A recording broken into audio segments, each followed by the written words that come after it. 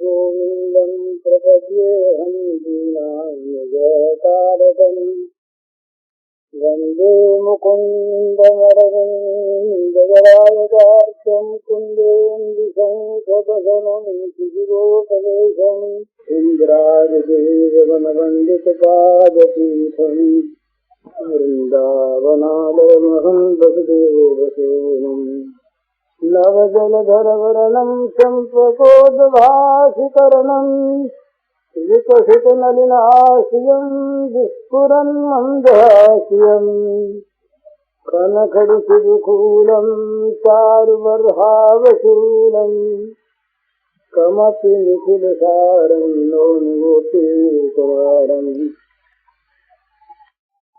वंशीविभूषितकरान्नवनीराभात् पीताम्बराधरुणबिम्बफलाधरोस्तात् पूर्णेन्दुसुन्दरमुखादरविन्दनेत्रात् कृष्णात् परं किमपि तत्त्वमहं न जाने ध्यानाभ्यासवशीकृतेर्मनसा तन्निर्गुणं निष्क्रियम् ज्योतिकिंचनयोगिनो यदि परं पश्यन्ति ते अस्माकं तु तदेव लोचनचमत्काराय भूयाचिरम् कालिन्दी पुलिनेषु यत्किमपि तन्नीलं मूढावति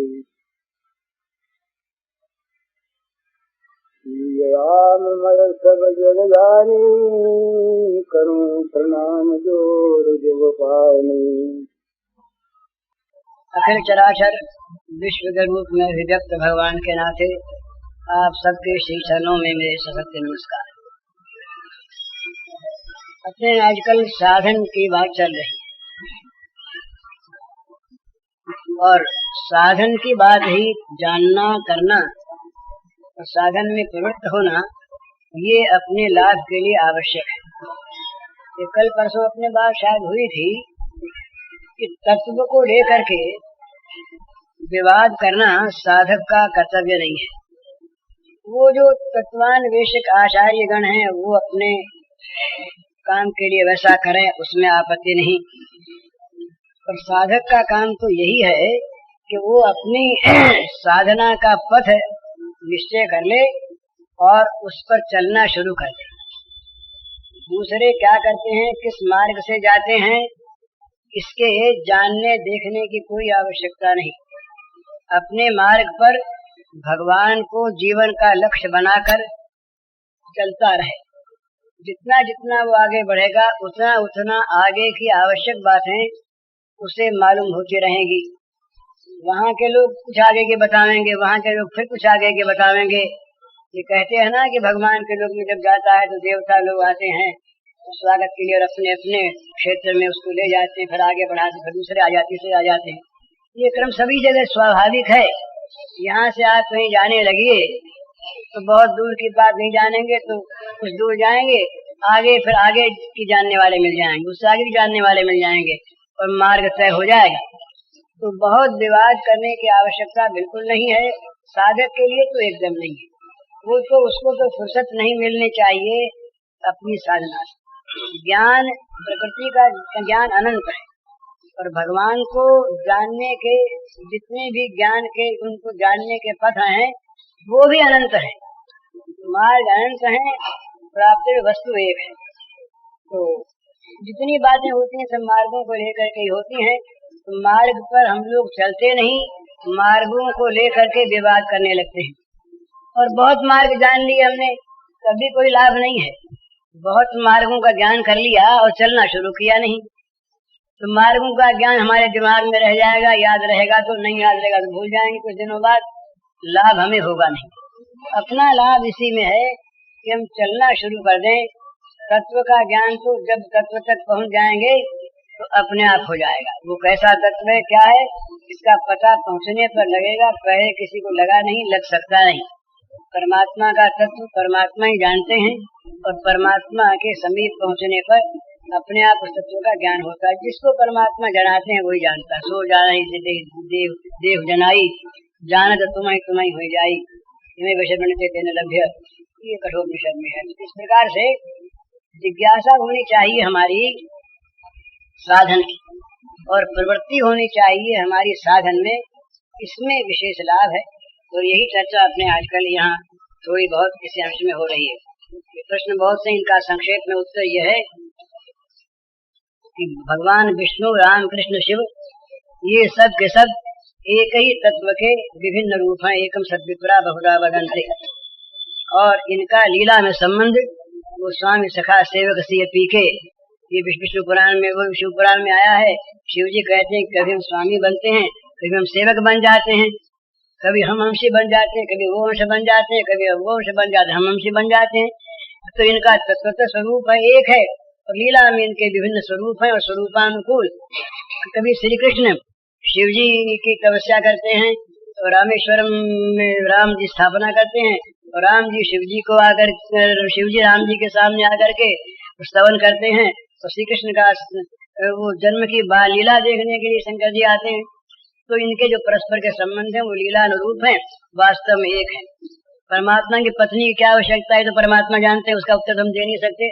पर सीधी बात यह है, शक्ति बिना शक्तिमान रहता नहीं। परमात्मा की पत्नी का अर्थ है परमात्मा की शक्ति। अगर शक्ति नहीं है तो शक्तिमान का अस्तित्व नहीं है, और शक्ति रहेगी कहाँ, शक्तिमान में रहेगी। परमात्मा की पत्नी यानी परमात्मा की शक्ति माननी पड़ेगी आपको। और प्रयत्न करने पर भी संध्या याद नहीं रहे, ये बात हो नहीं सकती। बीमारी में न रहे, पागलपन में न रहे, ये तो दूसरी बात है। हमें जब खाना याद रहता है, टट्टी जाना याद रहता है, सोना याद रहता है, तो संध्या करना याद न रहे, ये प्रश्न नहीं बनता। याद नहीं रहता हमारी असावधानी, हमारी उससे लापरवाही से।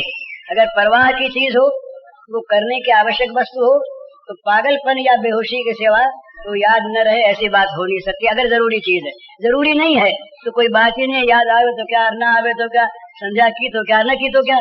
तो संध्या यदि जरूरी है भोजन के समान ही, तो संध्या याद नहीं रहेगी, क्यों नहीं रहेगी। अरे जब हम शौच जाके स्नान करते हैं याद रहता है, अभ्यास है नित्य का, वो तो नित्य कर्म है। करने में तो स्वाभाविकता है, न करने में पाप है। तो हम शौच जाके आते, नहाते, नहाना याद करते हैं क्या, नहाना है ही, वो तो नित्य कर्म है। इसी प्रकार संध्या तो नित्य कर्म है, इसमें याद आने न आने की कोई बात नहीं। याद न रहे ये प्रश्न नहीं बनता। और अगर कहीं भूल हो जाए तो भाई काल लोप हो जाए तो कर्म लोप न हो, उसके बाद कर ले, पीछे कर ले। भाई सवेरे अगर किसी कारण से न हो सकी तो उसके बाद घंटे भर के बाद कर ले, जब याद आवे तब कर ले। भगवान नाम जप करने से सब कुछ होता है। पर कोई ये कहे कि भगवान नाम जप कर लेंगे हम भोजन नहीं करेंगे, तो हमारा भोजन का काम भगवान नाम जप से हो जाएगा क्या। भोजन तो हम भगवान नाम जाप कर लेंगे और हम नहाएंगे नहीं, भगवान नाम जाप कर लेंगे हम सोएंगे नहीं, तो काम नहीं चलता ना। इसी प्रकार से वर्णाश्रम के जो नियत कर्म हैं वे कर्म अवश्य कर्तव्य हैं। उन कर्मों में भगवान नाम सर्वोपरि, इसमें कोई संदेह नहीं। और जो भगवान नाम निष्ठ ऐसे हो गए कि नाम के सिवा जिनको अपनी भी याद नहीं रहती, उनको संध्या भी याद न रहे तो आपत्ति नहीं है, नहीं रहती याद, वो भगवान नाम परायण हो गए हैं। लेकिन संध्या न करके भगवान नाम करके संध्या का काम उससे निपटा लें, ये शास्त्रीय आज्ञा नहीं है। संध्या करनी चाहिए, संध्या के समय सूर्य भगवान को अर्घ्य देना चाहिए, गायत्री का जाप करना चाहिए, माता पिता का तर्पण करना चाहिए, जो मृत हो गए हैं, ये रोज का काम है। वो काम आप भगवान की दिनचर्या देखिए, हम लोग तो मामूली आदमी हैं, साक्षात भगवान राम की दिनचर्या देखिए, भगवान कृष्ण की तो दिनचर्या भागवत में आती। वो कहते हैं कि प्रातः काल एक प्रहर रात रहते उठते थे और उठकर ध्यान करते थे। महाराज ये लिखा ब्रह्म का ध्यान करते थे, श्री कृष्ण ध्यान करते थे। फिर शौच स्नान करने के बाद संध्या करते, सूर्योपस्थान करते, सूर्य को अर्घ्य देते, उसके बाद जाप करते, फिर अग्निहोत्र करते, फिर माता पिता को गुरुजनों को प्रणाम करते, फिर ब्राह्मणों को प्रणाम करते, देवता को प्रणाम करते, फिर गोदान करते। नित्य उनको कोई आवश्यकता नहीं थी। और ये सब कर कराने के बाद फिर वो राज्यसभा में जाने के योग्य होते। तो इसलिए ये आदर्श है। तो भगवान नाम तो सबसे ऊंचा, पर संध्या न करके भगवान नाम करने ये बात ठीक नहीं। भगवान नाम से कर्मों में जो कमी रहती है वो उसकी पूर्ति हो जाती है। तो संध्या तो की कहीं भूल हो गई संध्या करने में मंत्र के उच्चारण वगैरह में तो वो ठीक हो जाएगी। जो जो कर्म में किसी प्रकार की त्रुटि रह जाती है उसकी पूर्ति भगवान नाम से होती है, पर वो कर्म करें ही नहीं और बातें सब हम करें। यदि हमें होश हवास न रहे अपने लिए भी, खाने पीने का भी, सोने का भी, केवल भगवान नाम ही हमारा जीवन बन जाए, जब खाना भूल जाते सोना भूल जाते हैं तो संध्या भी भूल जाए, वहाँ संध्या बंधन भद्रमस्तु कह सकते हैं। लेकिन जब तक होश हवास ठीक है, अपने अपने खाने की चिंता भी होती है, खाना चाहते भी हैं, नींद भी आती है, सोना चाहते भी हैं, तब तक जो नित्य आवश्यक कर्तव्य है, कर्म है, उनसे विमुख हो जाना, ये कर्तव्यच्युत होना है, धर्मच्युत होना है, शास्त्र के विरुद्ध काम करना है, ये कभी नहीं करना चाहिए। तो एकादशी आवे तो कौन सा व्रत करना है, इसमें दो मत है, स्मार्तों का है, वैष्णवों का है। वैष्णव लोग प्रायः दूसरी करते हैं, तो स्मार्त लोग पहली करते हैं। दोनों की दृष्टि से दोनों के मत ठीक है, जिसकी जैसी इच्छा होता है।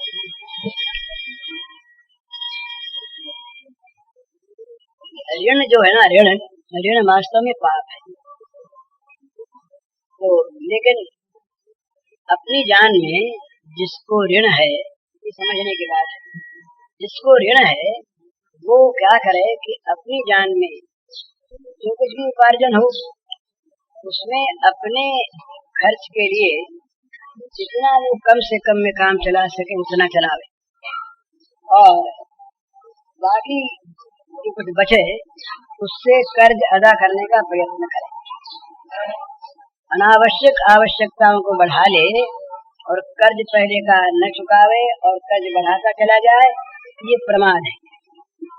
तो और कर्ज उतारने के लिए पास में न हो, छिपाकर संपत्ति न रखी जाए और अधिक खर्च न लगाया जाए, इस पर भी न रहे और उसको लोग बेईमान कहें तो जिसका पैसा है वो बेईमान कह सकता है। लेकिन यदि भगवान के सामने वो सच्चा है, एक पैसा भी बचा कर रखता नहीं, व्यर्थ खर्च करता नहीं और छिपा कर रखता नहीं, वो क्या करे, वो निरुपाय है। तो भगवान से प्रार्थना करे कि उसका कर्ज उतरे। किसी प्रकार से ऋणानुबंध रहना अच्छा नहीं। ऋण लेकर के जो जाता है उसका ऋण चुकाने के लिए फिर आगे दूसरे जन्मों में इस प्रकार की स्थिति आ जाती है। इसलिए और यदि भगवत प्राप्ति हो जाए, भगवत प्राप्ति में ऋणानुबंध भी बाधक नहीं है। तो सारे कर्म गल जाते हैं ना, तो वो ऋण भी चुक जाता है। लेकिन भगवत प्राप्ति हो नहीं और अपने को ऋणानुबंध से मुक्त मान ले, ये ठीक नहीं है। पर पैसा नहीं पास तो क्या करे, वो अपनी जान में खर्च कम से कम लगावे, चोरी बेईमानी न करे। ये मनुष्यों में क्या आदत होती है, हम लोगों में ये कमजोरी है हमारी, ये दुर्बलता है कि हम बहुत सी ऐसी चीजों को आवश्यक मान लेते हैं जिनके बिना हुए भी हमारा काम चल जाता है, पर उनको हम आवश्यक मान करके, आजकल ये चीज बहुत बड़ी है, बड़ी बुरी तरह से बड़ी है, इसको मान लिया है लोगों ने जीवन का ऊंचा स्तर। हम ऊंचे स्तर पर रहते हैं, अर्थात विशेष शान शौकत से रहते हैं, अधिक खर्च लगाते हैं, अनावश्यक आवश्यकताओं को बढ़ा लेते हैं और उनकी पूर्ति के लिए जब पैसा नहीं आता तो अन्यायनाथ संचयान बुरी तरह से मांग कर, जांच कर, ठग कर, धोखा देकर नया नया पाप पैदा करते हैं। पैसा तो रहता नहीं पास, व्यर्थ खर्च में चला जाता है, प्रमाद में लग जाता है, पाप और पाप का फल नरक, दुख, ये हमारे पल्ले पड़ता है। तो ये मनुष्य को जिसके ऋण न हो उसको भी, जिसके बहुत पैसा पास हो उसको भी, और जिसको अधिक से अधिक आमदनी उसको भी अपना खर्च कम से कम रखना चाहिए। पैसा अधिक पास में है तो वो गरीबों की संपत्ति है, भगवान की चीज है, भगवान के काम में मुक्त हस्त से लगाता रहे, वो भी अधिक संग्रह न करे। पैसे की आमदनी ज्यादा है तो आमदनी का पैसा भी वो ठीक ठिकाने से लगाता है। आजकल तो सरकार की कृपा से अगर ईमानदारी से पैसा दिया जाए तो कर लगने के बाद बहुत कम बचता है, और वो अच्छा है, कम बचना अच्छा, नहीं तो प्रमाद होगा। पैसे का अधिक संग्रह प्रमाद करवाता है मनुष्य को। धन का अधिक संग्रह जिसके पास होता है उस मनुष्य को धन प्रमादी बना देता है। वो फिर भोगों में लगाता है। बिना पैसे वालों के साथ उसका बर्ताव भी अच्छा नहीं होता। वो फिर पैसे के अभिमान में विद्वानों का भी साधुओं का भी अनादर कर देता है। तो ये प्रमाद पैसे से प्राय होता है। पैसा अधिक न होना भगवान की कृपा है, लेकिन ऋण जहाँ तक बने कम से कम खर्च करके अपना जीवन चला ले। ऋण न ले तो बहुत अच्छा है, और कदाचित लेना पड़े बहुत बहुत आवश्यक होने पर। नहीं है कितनी आवश्यकता बहुत कम पड़ती है महाराज। मनुष्य यदि अपने आप का जीवन संयमित कर ले तो खाने में पेट भरने को कितना चाहिए? पेट भरने को घी ही चाहिए, मिठाई ही चाहिए, ये तो आवश्यक नहीं है ना। हम जिस चीज को पचा सकें, परिश्रम करें तो रूखी से रूखी चीज भी पच जाती है, उसका रस बन जाता है, शरीर में पुष्टि हो जाती है, ताकत आ जाती है, काम चल जाता है। कपड़ा पहनने के लिए ऐसा ही कपड़ा चाहिए, कोई आवश्यक नहीं तन ढकना है, साफ कपड़ा चाहिए, मैला न हो, धो के साफ करने अपने हाथ से। लेकिन इतना बढ़िया कपड़ा इसकी आवश्यकता नहीं है। ऐसा ही घर चाहिए, इस प्रकार का सामान चाहिए। ये जो है ये भोगों की गुलामी है। भोगों के गुलाम लोग चाहे जीवन को उच्च स्तर का माने और उनका बड़ा निम्न स्तर का जीवन रहता है। भगवत चिंतन तो वो कब करें? वो तो दिन रात अभाव चिंतन करते हैं। ये नहीं है ये मिले, ये नहीं है ये मिले, ये नहीं है ये मिले, तो उसमें दुखी रहते हैं। वो सूत्रकार कहते पतंजलि, संतोषाद अनुत्तम सुख लाभ। यदि सबसे श्रेष्ठ सुख प्राप्त करना हो, जिससे उत्तम और कोई ऐसा सुख लाभ करना हो, तो संतोष करें। अपनी स्थिति में संतुष्ट हो, ये न केनचित अनिकेत सर्वतिर भक्तिमान में प्रियो नरः। भक्त के लिए भगवान कहते हैं कि जो बहुत घर न बनावे, और अनिकेत का अर्थ जिसकी घर में भी ममता न हो। घरहीन का अर्थ यह है भाई झोपड़ा तो है ही, घर रहने को तो है ही, उस घर को अपना न माने। ये चिड़ियों का घोंसला है महाराज। वो एक बादशाह थे, उस बादशाह के एक फकीर आए, कहते हैं सिकंदर के बाद फिर मालूम नहीं सिकंदर की किसकी है। तो फकीर आ करके बाहर उनके महल में ठहर गए। चलते फिरते थे साधु सन्यासी, तो लोगों ने कहा वहाँ पहरे वालों ने, तो महाराज ये राजा का महल है, आप अन्य कहीं ठहर जाइए, यहाँ ठहरना उचित नहीं। उन्होंने कहा हम तो ही ठहरेंगे। अब वो साधु भाई अच्छे मालूम होते थे, तो उनकी अवज्ञा लोगों ने की नहीं। तो पहले साधु ही होते थे, इसलिए अवज्ञा करने में लोगों को डर भी लगता। और वो एक भाव भी था कि उनका सम्मान रहे। त्यागी का ही सम्मान था, पहले भोगी का नहीं था। जमाना बदला, पहले त्याग ऊंची बात थी, भोग ऊंची बात हो गई, इसलिए आसुरी भाव बढ़ गया। तो उनका सम्मान था। तो होते होते जब वो नहीं गए तो स्वयं बादशाह आए, आकर के बड़े विनम्र शब्दों में कहा महाराज अतिथि गृह दूसरा है, उसमें आप विराजें, ये तो हमारा महल है रहने का, इसको आप खाली कर दें। बोले भाई तुम्हारा है? बोले हाँ महाराज मेरा ही है। बोले ये तुमने बनाया? बोले नहीं हमने नहीं बनाया, तुम्हारा पुश्तैनी है, ये तो परंपरा का हमारा बाप दादों का घर है। बोले महाराज जब से हम पैदा हुए तब से रहे। बोले पहले कौन रहता था?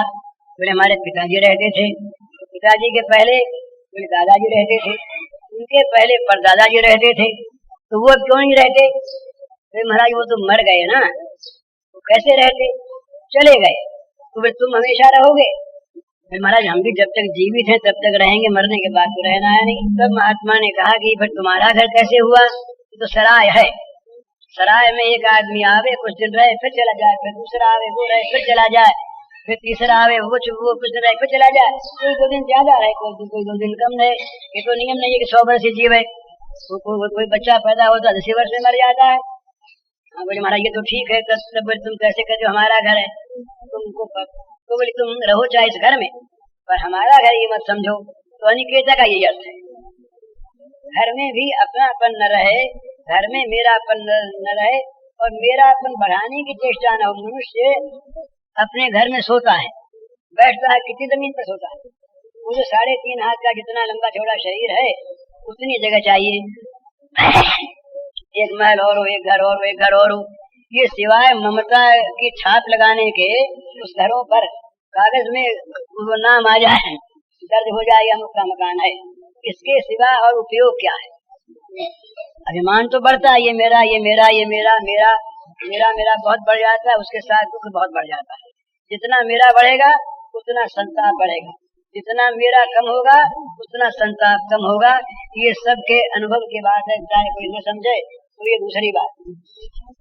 तो ऋण जो है वो ऐसी चीज है कि अगर मनुष्य बहुत सावधानी से कम खर्च में अपना काम चलाए और यदि वो प्रतिज्ञा कर ले, तो मैंने उसने पता सुनाया था डिप्टी कलेक्टर की बात। उन्होंने हमसे बताया कि हम सावधान रहते हैं, ऋण नहीं लेते। उन्होंने कहा कि आज 31 तारीख हमारे पास 4 आने पैसे बचे और नहीं है, हम बच्चों के लिए दूध नहीं मंगाते हैं, घूस लेते नहीं और उधार करते नहीं।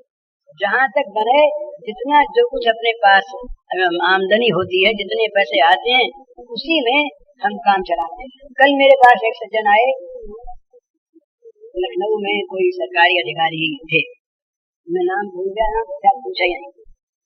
वो थे, उनकी पत्नी थी, तो उन्होंने अपना हाल सुनाया। उन्होंने कहा कि 5 बच्चे हैं और हम 2 स्त्री पुरुष हैं और कितनी आमदनी बताई वो आज की स्थिति में पर्याप्त नहीं, लेकिन बोले हम लोग उसी में काम चलाते, बड़े काम ही नहीं चलाते। बड़ी प्रसन्नता से उनकी पत्नी जो साथ थी उन्होंने बताया कि हमारे जो साथी दूसरे अफसर हैं जो हमारे जितना वेतन पाते हैं हमसे अधिक भी पाते हैं, उन्होंने अपना खर्च इतना बढ़ा लिया है कि उनके तो हाय हाय लगे रहती है और वक्त बे वक्त हमारे पास आकर के वो 10 रुपए ले जाते हैं और वो कहते हैं कि भाई बहन जी तुम कैसे बचा लेती हो, हमको तो इतना ज्यादा मिलता है और हमारे इतने बच्चे, तुम्हारे तो 5 बच्चे हैं और तुम कैसे बचा लेती हो, तुम हम लोगों को दे भी लेती हो। वो बता रहे थे, ये कल ही की बात है। तो क्यों, वो मितव्य यही है, अपना खर्च बढ़ाते नहीं, अनावश्यक खर्च जो बढ़ा लेता है उसको चिंता करनी पड़ती है और कहीं कहीं वो कमजोरी से ऋण कर लेता है। किसी आवश्यक काम के लिए ऋण अगर हो तो वो कभी कभी आदमी को करना पड़ता है, ऐसी बात नहीं है कि वो न करे, पर वो हो जब अत्यावश्यक हो। भाई पिता की मृत्यु हो गई, उसे जलाना है, काट पास में नहीं, सामग्री नहीं है, तो क्या करेगा, कहीं से 10 रुपया मांग करके भी लावेगा, ऋण भी लावेगा।